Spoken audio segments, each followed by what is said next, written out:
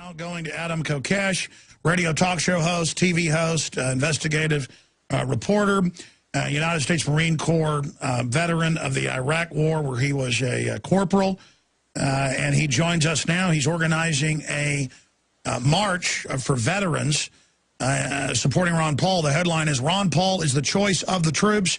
March on the White House," and then I guess to the Capitol. Very, very exciting. Get this out to everybody, ladies and gentlemen. In fact, I know we've already posted it, but I want to repost, ask one of the web guys to repost this bulletin to the front page of Infowars.com. Adam, I think that's a pretty powerful ad that the Revolution PAC put out. They're doing a great job for Ron Paul. Tell us why you're organizing this event and when it is and how folks can get involved. Absolutely, and thank you so much for having me on, Alex, and giving me the opportunity to promote this to your audience, because I know it's something that you care so much about. I know it's something that they care about. And I know that there are a lot of veterans and active duty troops who listen to your show who are also inspired by the message of liberty that Ron Paul shares. And that's why we're doing this, because Ron Paul is the choice of the troops. That's the name of the event. That's the message we're trying to get across.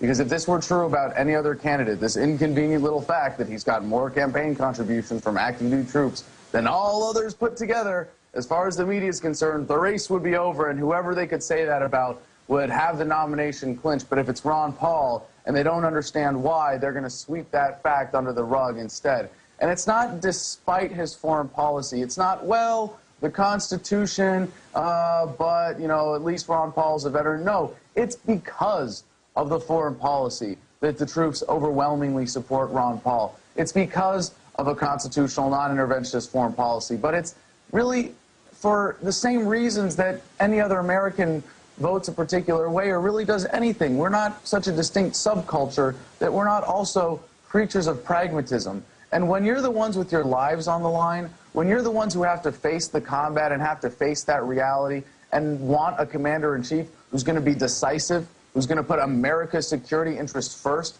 who is only going to send you into harm's way with a clear moral imperative, or as Ron Paul would call it, a constitutional declaration of war, you're kind of motivated to do the research, to do the homework, to look behind the illusions of the mainstream media, to see why is it that all of these other candidates are supporting this globalist foreign policy. Why are they supporting a policy that would make me a tool of the globalists? And that really inspires the troops to support Ron Paul. And while we have this beautiful statistic as to how much the active duty support him because they list their employers when they donate to the presidential campaign, we're having this event in part to show that there's a similar parallel of support within the veterans community. But also, we're inviting active duty to join us, and we have a lot of guys from active duty that are joining us for this event, which is very exciting, because we're creating an opportunity for active duty troops and veterans within their communities to reach out to each other and talk to each other about the message of Ron Paul and talk to each other about why we need to have a moral imperative and some real principle behind our foreign policy. So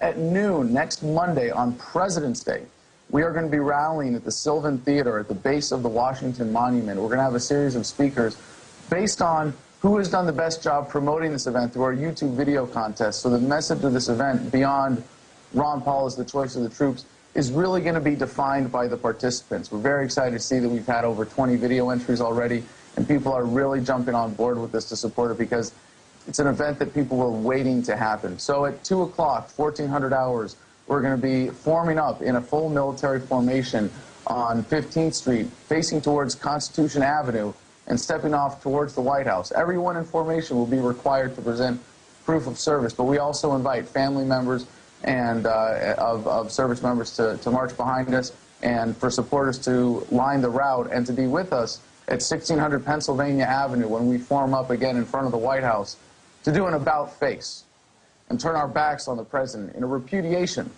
of his foreign policy, the foreign policy of imperialism, of globalism, of using the troops as cannon fodder, or as Henry Kissinger so famously referred to us as dumb, stupid animals to be used as pawns in foreign policy. And after turning our backs on the White House, we are going to hold a flag-folding ceremony and hold a hand salute for as many seconds as troops have died, both abroad and by suicide, since Obama took office. And it's going to be over half an hour. It's going to be a long salute. And it's going to be a pretty dramatic visual that we hope the mainstream media can't ignore. And if they do so at their own peril.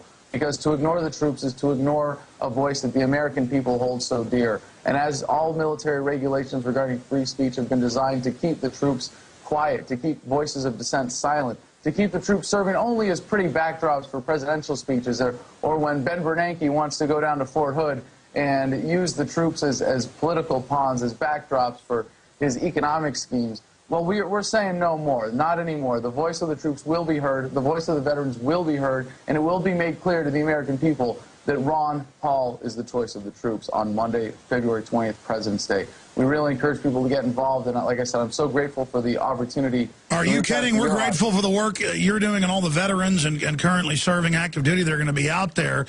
And again, it won't matter if the dinosaur corporate whore media, traitor media, globalist, sellout media isn't there, Adam. The real media that's exploding is going to be there. Yep. That's why the system's rushing in, trying to start censoring us. We've just had some new behind-the-scenes attempts at censoring. I'll be announcing that later in the week or next week. But we're all under attack because we're over the target.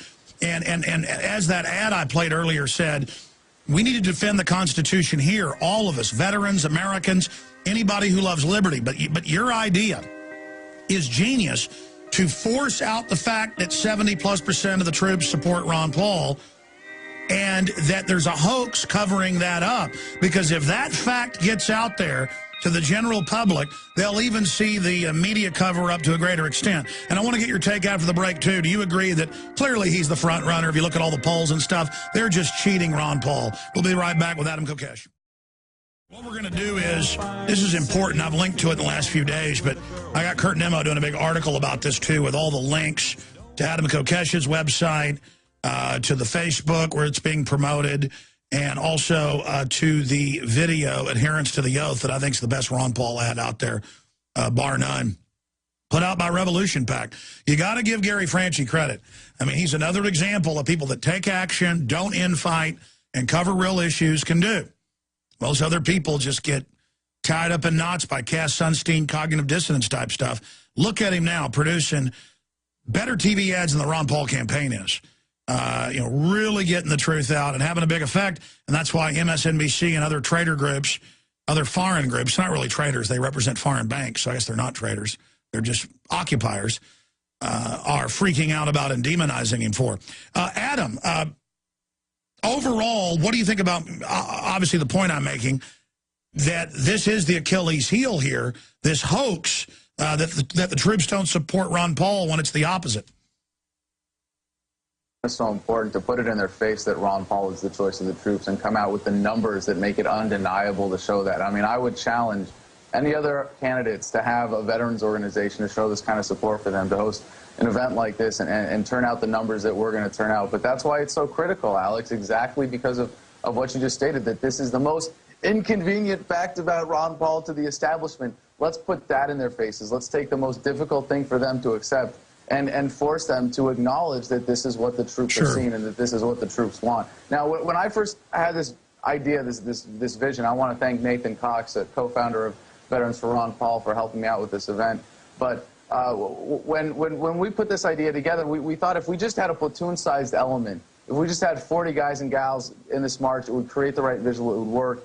And we floated the idea around online a few different places and saw that the reaction in the Ron Paul community and the movement was just overwhelming. No, it's got to be huge. Yeah. No, we're going to, like, my goal is, you know, it's the last week. We've got less. Well, if you have a good formation up front that goes, or a whole bunch of formations, it'll really look good. Oh, no, like I said, we got less than a week to go, so it's really this critical crunch time right now, and any help that people can give us getting the word out or donating to support the cause to help get some veterans that can't afford the travel, we really appreciate it. And the place to do that is adamversustheman.com/VFRP, Veterans for Ron Paul. But I'm pretty confident we're going to have about 500 veterans there, at least at this point. We've got 1,500 RSVP'd on Facebook. We're getting a lot of emails from active duty guys saying, well, you know, I can't quite put my name on this thing, but I'll be there with my whole squad. I mean, it's really incredible. Yeah, there should be a lot more than 500. You need to get all the motorcycle veterans groups that, you know, are usually worshiping whatever Republicans around. They need to get out there and support Ron Paul. There needs to be 100,000 people. But regardless, it certainly illustrates the type of support Ron Paul has. Now, shifting gears, clearly now looking at all the evidence, Ron Paul's the front runner. They're stealing the election from him. he doesn't want to look like a sore loser or a bad sport, but finally he's coming out and saying they're going to contest Maine. Adam, what's your view? You've been involved in congressional races and things. What's your view of what's going on?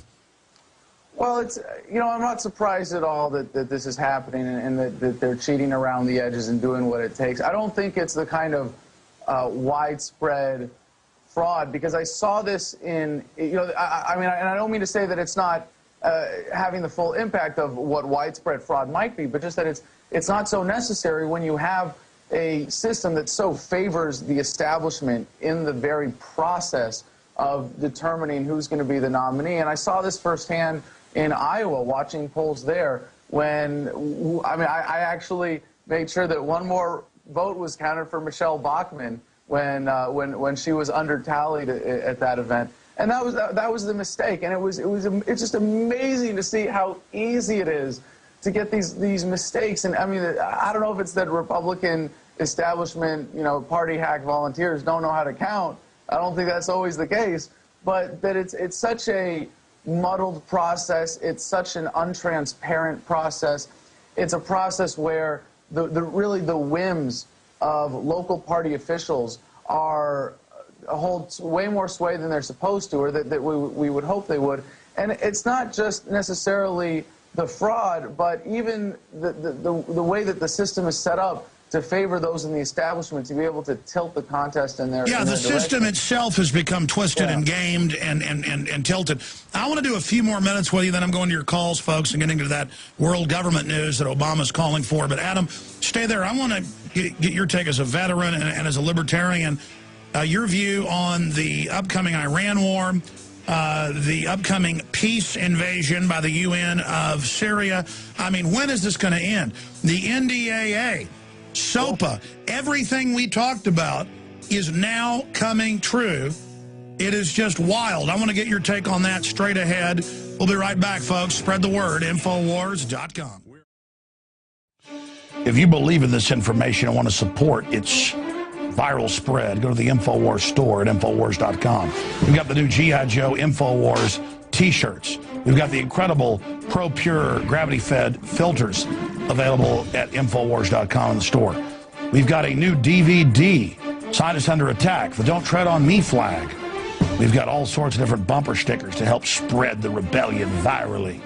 It's all there, wristbands, citizen rule books in every order. Order online at Infowars.com today. The water filters, the canteens, it's all there. Infowars.com. For veterans supporting Ron Paul, the headline is Ron Paul is the choice of the troops. March on the White House and then I guess to the Capitol. Very, very exciting. Get this out to everybody, ladies and gentlemen. In fact, I know we've already posted it, but I want to repost. Ask one of the web guys to repost this bulletin to the front page of Infowars.com. Adam, I think that's a pretty powerful ad that the Revolution PAC put out. They're doing a great job for Ron Paul. Tell us why you're organizing this event and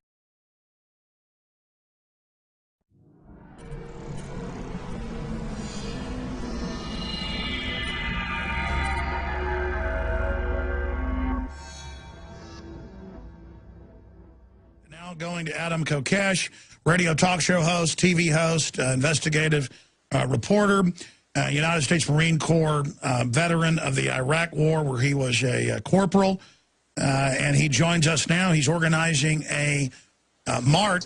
Then all others put together, as far as the media is concerned, the race would be over, and whoever they could say that about would have the nomination clinched. But if it's Ron Paul and they don't understand why, they're going to sweep that fact under the rug instead. And it's not despite his foreign policy. It's not, well, the Constitution, but, you know, at least Ron Paul's a veteran. No, it's because of the foreign policy that the troops overwhelmingly support Ron Paul. It's because of a constitutional, non-interventionist foreign policy. But it's really for the same reasons that any other American votes a particular way or really does anything. We're not such a distinct subculture that we're not also creatures of pragmatism.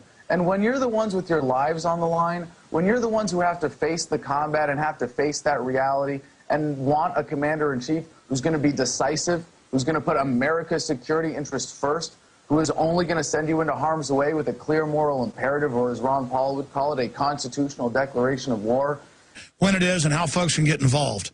Absolutely, and thank you so much for having me on, Alex, and giving me the opportunity to promote this to your audience, because I know it's something that you care so much about. I know it's something that they care about, and I know that there are a lot of veterans and active duty troops who listen to your show who are also inspired by the message of liberty that Ron Paul shares, and that's why we're doing this, because Ron Paul is the choice of the troops. That's the name of the event. That's the message we're trying to get across. Because if this were true about any other candidate, this inconvenient little fact that he's got more campaign contributions from active duty troops